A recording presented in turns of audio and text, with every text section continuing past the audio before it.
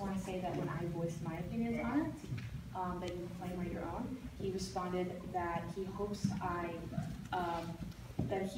mature from my point of view and that I one day see his, and that my opinion is a reflection on my youth and naivete. And I would just like to know if you are in agreement. No, I'm very sorry you were treated that way. I did, no, absolutely not.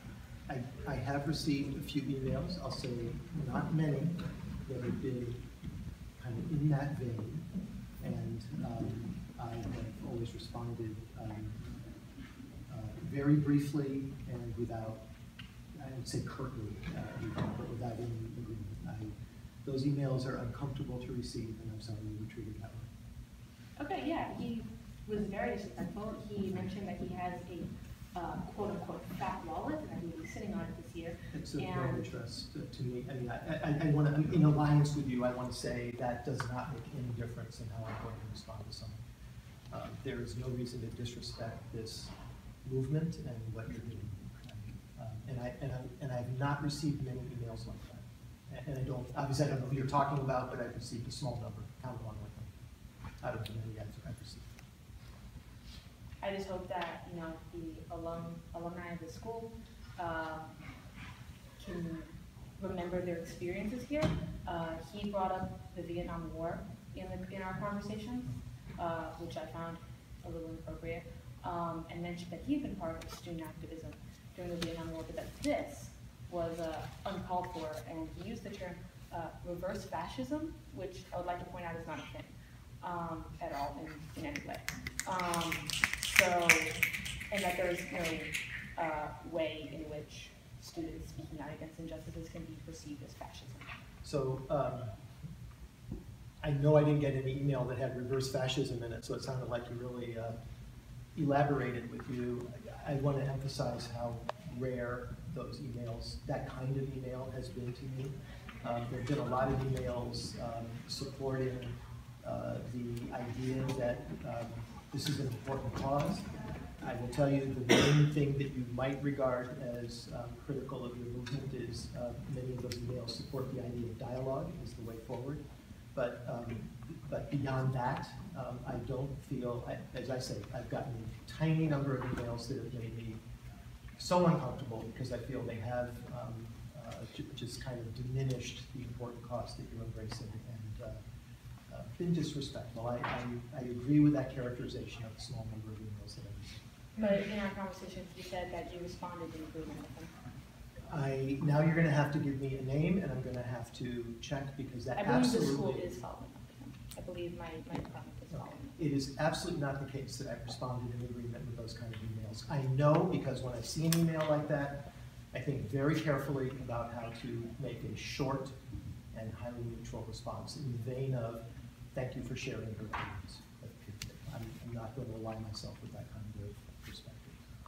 Okay, I just like to make the point. And I thank you for asking, because especially because he said that I was in agreement with him, and that is absolutely not the case. And it's not the case in private communications as well as in public communications. What do you mean by neutral responses? Sorry? You said that I try to make short and neutral responses. Well, I don't, in other words, I'm not going to argue with someone. Listen, I get emails and sometimes letters that, let's take this to a different terrain that you can, I got a letter recently that was all about a theory of the universe and how it was founded, that someone wanted to be invited for a lecture at the college, and it sounded pretty much unsupported by anything I know about science and cosmology. I don't write in a way that takes people on or suggests references they should read or anything else. To those kinds of emails, they're just outside of what I would consider to be the comfortable or respectful diversity of opinion. I just give a very short, what I would call a short and neutral response. And thank you for sharing your opinions is a comment. I would just like to say that white silence is white consent. So while I understand this is a conversation you're gonna have when you're leaving your office, I do. I'm happy to have a conversation. Basically she feels uncomfortable, she felt attacked. We were talking about this earlier, and I don't want to speak for you, but your silence is only further enabling her to feel bad. Your silence is only further enabling us to feel this way. So, and one of the points that he made in this call was that as a conservative, opposing white man, that he brought up, I believe, he was referencing the Blue Sky Reconnection event, and he said that given that incident, conservatives will now feel uncomfortable coming to this school because they feel bullied. But that's bullied and silence, which I would like to say, the voices being silenced is nothing not the one conservative white men. So we've been here for 4 days. We've been here for over 100 hours. Many of us have slept very little. We've missed our time of studying the week before our finals to be here in this space because we feel uncomfortable with you here. And you have been silent. Many of us have literally seen you sneak out the back of this space instead of coming and speaking to us. So my question for you is, where have you been and why has it taken you this long? Are you telling me to walk out? To just walk like this long. So as you know, shortly after you arrived, the Chief Diversity Officer, Dr. Richardson, and the Associate Provost for Student Affairs, Roy Rothman, both came down to speak with I don't know who, and we wanted at that time to figure out what you would like in terms of interaction. And their dismissal. So let me cut you off right there. So you Yes. send a token black man to come down here to talk to you. No. Think about that. You send a token black man to come down here. The Chief Diversity Officer who has he hasn't done anything here as the provost of diversity, and you send him down to come talk to us expecting a response. When we're asking for your resignation, your thing, how does that make sense to you? And I believe the question was, Where why were is it you at? taking you so long to make an appearance here? So here I am, and let me We're talking about just the ask- last 4 days. We're not talking about you here right now. Where were you at? Why did it take you this long to come here? Why did you send a token black man to come down here to talk? I feel that the characterization of a senior officer of the college who reports directly to me as a token black man is truly. I don't care disrespectful. what you as a white man have to say about that, okay? Let me just get that clear. All right. You sent a token black man to come down here and talk to people of color. What does that mean to you? I sent the Chief Diversity Officer down here to talk with you.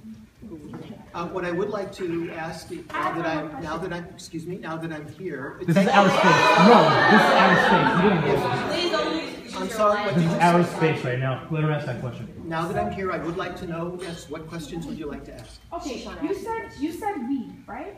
You said when they came down, you said we wanted to know, right? And so since when we came here, we were talking to you, the fact that you didn't come down is disrespectful if we are talking about disrespect. And the reason why, because you were the one who said, please leave. The reason why I believe he said that was because we didn't come here to speak to the provost of diversity. We didn't come here to speak to Ben Rifkin or Dr. Richardson. We came here to speak to you because you are the one that we want out of this building.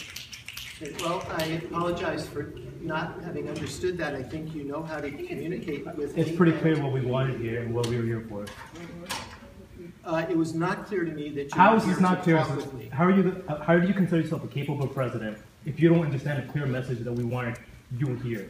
But yet you ran out through the back of the building for the past 4 days.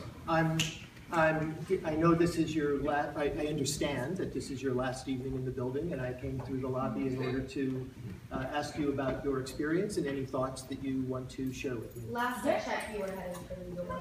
I don't want you to twist this. I was, Had a student not gotten up to ask you a question, you would have been out that door. You were like right there. I'll walk over and you were right here. When you were stopped to ask a question. Because just like don't twist it. I've had plenty of indications that you don't want to talk with me, and If you didn't, I wasn't going to force myself on you, but I was very happy to stop as soon as someone. Now you're contradicting Wait, I have a yourself. question. At this point, you're contradicting yourself. Not only did you say, I came down here to talk to you, now you're saying, oh, you didn't want to talk to me, so I was just leaving the door. So what is the actual story right here? The actual story is that given that you are gathered here to talk, I'm happy to stay here and But talk with you. that's not my question. My question was what? You just contradicted me, so.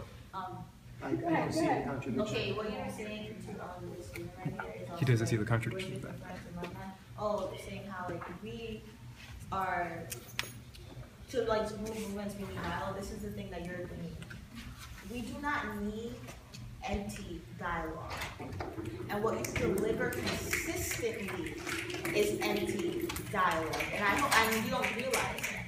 So what we're trying to tell you is that we're here asking you to resign because you keep on when you keep on pushing empty dialogue and say like, oh, there's going to be action with no action, and then dialogue which is one-sided, and you're nodding your head like, you know, but I'm pretty sure it's not clicking because it takes a while to actually understand institutionalized racism, honestly. So it's just like your empty dialogue is is a distraction. And Toni Morrison says racism is a distraction, and your dialogue is a distraction and is not beneficial at all. So do I understand that you are not interested in dialogue with me at this time? What did I just say? I said Wow. dialogue. And Wow. that is what you are delivering consistently. Because what you're saying, because it's not clicking in your head, that like, we suffer from institutionalized racism every day. But you cannot understand from your white male patriarchy because you're privileged. And you're not even head. And this is right now what I'm talking about. I'm looking down on you for once, which is very relaxing, honestly. But also the fact that like, it's just, this is what Toni Morrison was talking about, insensitive distraction, because you're literally wasting my time and distracting me from doing my studies, because the dialogue is a waste of my time. I have a question. What was your intention in coming in the building right now? Because if it was dialogue, that doesn't really seem to communicate if what you were doing was walking out the door when we saw you as we were walking down the steps. So how can I believe that you were here to engage us in any sort of meaningful dialogue if you were about to walk out the door had you not been impeded? Well, could I point out that nothing would have prevented me from keep on going. My intention was to engage in dialogue if I got an indication of an interest in dialogue. And if there was no such indication, my intention was to keep going. You didn't even wait for the indication because we were walking down the steps and you were about to walk out. She had to stop you. You know what? At this point, we're just going around. Yeah, right. We need So to we're get back with to this. it. This is enough. We've had enough. We want you to leave now, as we want you to leave your position. We'll see you tomorrow.